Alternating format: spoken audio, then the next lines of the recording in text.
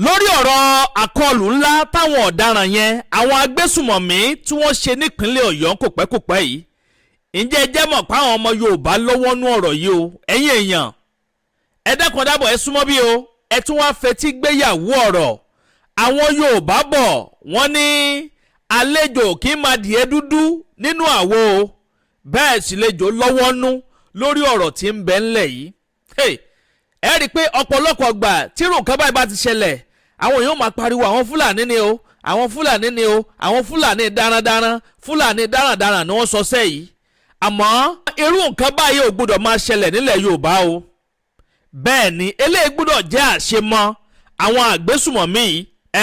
tí wọ́n wàá sọ sẹ́ irú ọsẹ́ báyìí nílẹ̀ Yorùbá ẹ wo bí wọ́n ṣe pa alàgbà Michael Oyedokun yẹn lánàá ọ̀kan nú àwọn tíṣà yẹn. Oyedokun, MO is my name. I'm a teacher at the community high school, Aworo Esele. Wọ́n fi alàgbà yẹn wọ́n fi pàrókò sáwọn ìjọba ni o pé tí wọn bá ti gbé ìgbésẹ̀ tó yẹ kí wọ́n gbé tí wọn bá ti ṣe nǹkan tó yẹ káwọn ó ṣe báwọn ó ṣe máa pa gbogbo wọn lọ nìyẹn lọ́kọ̀ọ̀kan léjèèjì ẹ wá gbọ́nà ẹ̀yìn èèyàn kí lóhun tó fa kíní gan pàtó kí lóhun tó draw attention àwọn ẹni bíi àwọn àṣekà yìí kí lóhun tó draw attention wọn wá sí ìpínlẹ̀ Ọ̀yọ́ gbogbo ẹ̀ pátápátá lẹ́ ò láǹfààní láti gbọ́ nínú fọ́nrán eléyìí tí mo mú wáyé àròjinlẹ̀ jáde bẹ́ẹ̀ ni wọ́n sojú abẹ́ ń kó wọ́n jẹ́ kó yé wa wípé response system ló pọ̀ jù nínú ilé táwọn ìjọba wa máa ń ṣe ní gbogbo ìgbàkúùgbà táwọn agbésùmọ̀mí bá ti sọsẹ́ àbí tí wọ́n jìyàn gbé nílẹ̀ Yorùbá pé wọ́n ṣe prevention system wọ́n ní tabaníkà wò ó kò kí ń ṣe ìgbà àkọ́kọ́ àbí ìgbà ìkejì lélẹ́yìí táwọn agbésùmọ̀mí àwọn ẹni bíi tó máa ṣerú àkọlù ńlá bíi eléyìí wọ́n ní tẹ́ ò bá gbàgbé National Ọ̀yọ́ Park tí wọ́n ti sọsẹ́ ní kòpẹ́kòpẹ́ yìí ní nǹkan bí oṣù bíi mélòó kan sẹ́yìn báyìí ni o wọ́n ló yẹ kí wọ́n ti gbé àwọn ìgbésẹ̀ tó yanrantí ó yẹ kí wọ́n ti gbé àwọn ìgbésẹ̀ tó lọ́ọ̀rìn tó dúró re ìgbà tọ́rọ̀ bá ṣẹlẹ̀ tán ní wọ́n abẹ́rẹ́ sí sáré kàbàkàbà káàkiri ẹ wo ẹ má jẹ́ ń sọ̀rọ̀ jù lórí ọ̀rọ̀ yìí tó rọrọ̀ àwọn òdùn lẹ́nu mi ẹ jẹ́ ń gbé àròjinlẹ̀ wọlé kẹfarabalẹ̀ wá gbọ́ àlàyé ọ̀rọ̀ eléyìí tí wọ́n ṣe torí wọ́n sọ òkodoro ọ̀rọ̀ eléyìí tó jẹ́ òkodoro ọ̀rọ̀ ni wọ́n sọ nínú fọ́nrán eléyìí tí mo mú wáyé mo gbóṣùbà káre fún wọn fún iṣẹ́ ribiribi iṣẹ́ takuntakun tí wọ́n ṣe mo kàn ní sáré mú fọ́nrán wá fẹ́yìn èèyàn mi ni kẹtí wọ́n á gbọ́ nǹkan tí àròjinlẹ̀ sọ nípa àwọn agbésùmọ̀mí àwọn ajínigbé gbowó lọ́wọ́ ẹni àwọn afẹ̀mí ẹni ṣòfò tí wọ́n ti balẹ̀ bàgẹ́ sílẹ̀ Yorùbá báyìí o pàápàá jùlọ nípínlẹ̀ Ọ̀yọ́ torí léyìí nǹkan tí wọ́n gbọ́dọ̀ tètè wá nǹkan ṣe sí ní kíákíá ni o ilẹ̀ Yorùbá ọ̀gbàgbàkúgbà o bẹ́ẹ̀ ni etí lobìnrin fi ń gbóhùn ro etí ni wọ́n máa fi gbọ́ etí làwọn máa fi gbọ́ nílẹ̀ Yorùbá ayé o gbọ́dọ̀ gbà wọ́n nílẹ̀ Yorùbá bí o bẹ́ẹ̀ sì làwọn ìjọba wa gbogbo àwọn ẹlẹ́ṣọ́ ààbò àwọn lọ́balọ́ba ládéládé wa wọ́n gbọ́dọ̀ gbé ìgbésẹ̀ tó yanrantí lórí ọ̀rọ̀ yìí káyé má bàa gbà wọ́n nílẹ̀ Yorùbá ká lè máa fetí gbọ́ láì dènà pẹnu àròjinlẹ̀ ẹ bá ń gbóhùn sókè. ẹ kú déédéé ìwòye ẹ̀yin tèmi tẹ́ ẹ bá ṣàkíyèsí ẹ rí wípé mi ò ṣe fídíò kankan lánàá rárá ìgbà tó máa dọwọ́ alẹ́ mo kàn tẹ̀ post fídíò ìgbà tí mo lọ safari tá a kàn rí àwọn zebra kan pé kí page bá kàn gbófò ni ọ̀rọ̀ àwọn báńdíìtì ajínigbé nǹkan kan tí wọ́n jí àwọn ọmọléèwé àti olùkọ́ gbé nípínlẹ̀ Ọ̀yọ́ yìí níbi tó jẹ́ ìpínlẹ̀ Ọ̀yọ́ ni mò ń gbé ó jẹ́ ohun tí ó bani lọ́kàn jẹ́ gidi gan láti àná tí mo ti ń rò torí kíní táwọn wò tẹ́lẹ̀ ni pé irú nǹkan bí ò lè délẹ̀ Yorùbá pé etí lobìnrin fi ń gbọ́ ohùn orò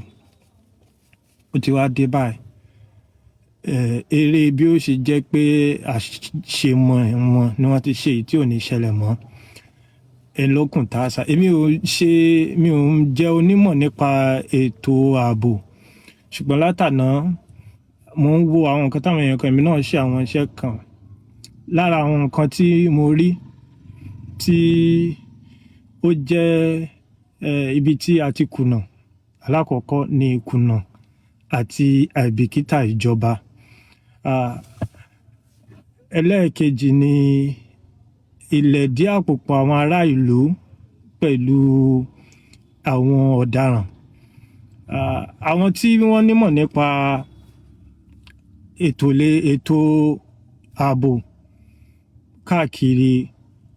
mo wo nǹkan táwọn kan sọ, mo bá wọn kan sọ̀rọ̀. Wọ́n ní inú Owo Awon National Park yìí, inú igbó yìí tí àwọn agbésùnmọ̀mí kan wà yìí, wọ́n ní kò ṣàì ní í ṣe pẹ̀lú ìwakùsà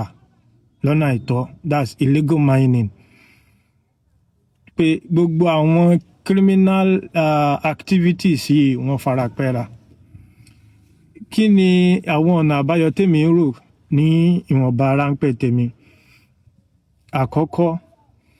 anything tó bá ń ṣẹlẹ̀ nílùú, ìjọba láti ẹ̀kọ́kọ́ bú ná, ìjọba lákọ̀ọ́kọ́ bù so ná, ìjọba lákọ̀ọ́kọ́ tiẹ̀ ké gbàjarè lọ bá ná, àti federal government àti state government. Lára àṣìṣe tí wọ́n ṣe, lára mistake wọn àbí lára failure of government ni wípé ní Nàìjíríà yìí àyè dẹ́lẹ̀ dólè tó lè bá ti dé, lọ́jọ́ tó lè bá ti wọ yàrá ni wọ́n ṣe wá ní ẹjá lọ ra CCTV, ẹjá lọ ra àdá, ẹjá lọ ra ọ̀bẹ, ẹjá lọ ra. Àwọn tí wọ́n ń patrol, àwọn ọlọ́dẹ láti Ìbàràpá méjèèjì, àwọn àmọ̀tẹ́kùn kankan ní ìsìn tí wọ́n ń patrol yìí, kò jẹ́ kó jẹ́ pé ìgbà since tí tó ṣẹlẹ̀ last yẹn ti ṣẹlẹ̀ tí wọ́n ti kọlu níbi Owo Awon National Park yẹn, we should have these people come out patrol bẹ̀ regularly.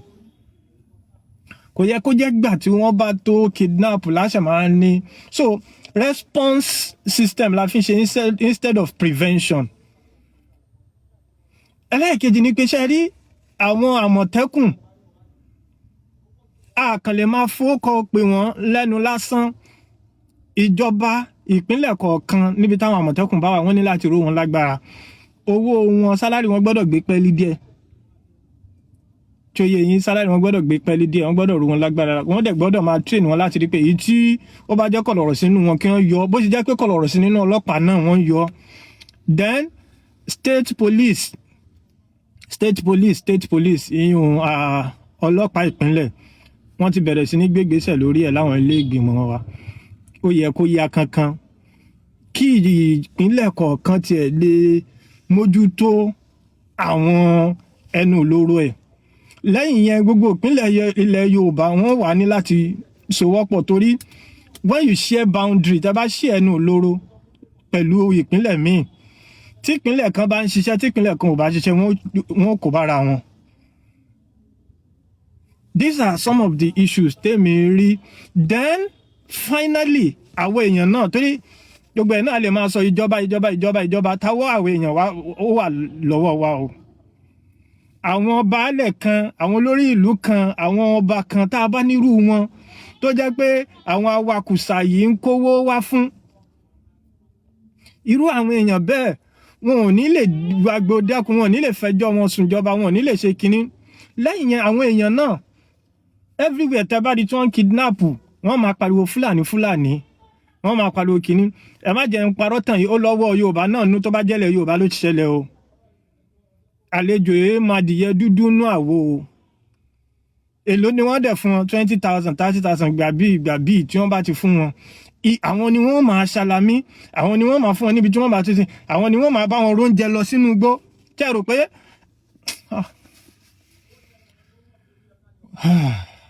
ó jẹun tó bani lọ́kàn jẹ́ gan, a sì níyé sọ̀rọ̀ lórí ẹ̀. Irọ́ ilẹ̀ Yorùbá, ìgbésùnmọ̀mí ò ṣe nǹkan tó gbọ́dọ̀ dúró nílẹ̀ Yorùbá rárá. Etí lobìnrin fi ń gbọ́hùn orò,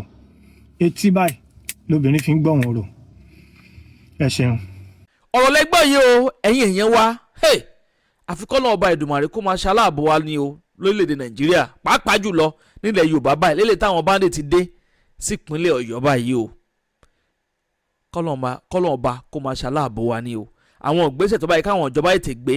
láti dájú pé wọ́n tọwọ́ ọmọ àwọn pípù ìlú ọ̀ṣọ́, kí wọ́n tètè gbé ní kíákíá láì fi àkókò ṣòfò. Kí ni nǹkan tẹ́yìn rí lórí fọ́nrán ilé ìtẹ̀sẹ̀ wò tán yìí? Ẹ jẹ́ darapọ̀ ní abala àríwúsí, kẹ́ bá mi comment, kẹ́ máa like, kẹsì máa bá mi pín káàkiri lógúnlógún lọ́gbọ̀nlọ́gbọ̀n àní rí jù báyìí lọ lórí ilé tí a mú àfọyín sáàyè bó bá tún ṣe lọ lórí ọ̀rọ̀ yìí gbogbo ẹ̀ pátápátá náà lẹ́ẹ̀ láǹfààní láti máa gbọ́ lórí ìkànnì àdàbà tẹlifíṣàn bíi àdàbà ọ̀nà ní à ń sùngbẹ́ iná ń jó ẹ̀yẹlé gbéra ńlẹ̀ àdàbà àtúntì fòfẹ̀rẹ̀ awọ̀lú sọ̀lúdẹ̀rọ̀ pẹ̀sẹ̀. agbe ní gbére pàdé olókun àlùkò ní gbére pàdé ọlọ́ṣà òdìdẹrẹ́ ní gbére pàdé wọn lóde ìwò fún ìwọ ọmọkùnrin tí nǹkan rẹ ò ṣe déédé ìwọ ọmọkùnrin tí ṣàyàwó rẹ ó ṣẹ̀ṣẹ̀ mọ gbọ́ jìgìjìgì náà lójú lọ mú kára rẹ ó tó le ìwọ ọmọkùnrin tó ń retí ọmọ bíbí ìwọ ọmọkùnrin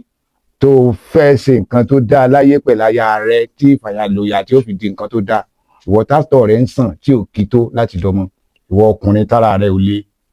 ìwọ ọkùnrin ṣẹ̀ẹ̀kan dìde ìwọ ọkùnrin tátàn rẹ ò dúró déédéé ìwọ ọkùnrin tó ń retí ọmọ ìwọ ọkùnrin tó ṣẹ̀ṣẹ̀ ṣègbéyàwó ọgbọ́ capable herbal energy capsule ló nílò fún gbogbo àìṣedéédéé ara rẹ kó o lè jẹ́rìí sọmọ bíbí àti nǹkan tó dáa láti ṣe.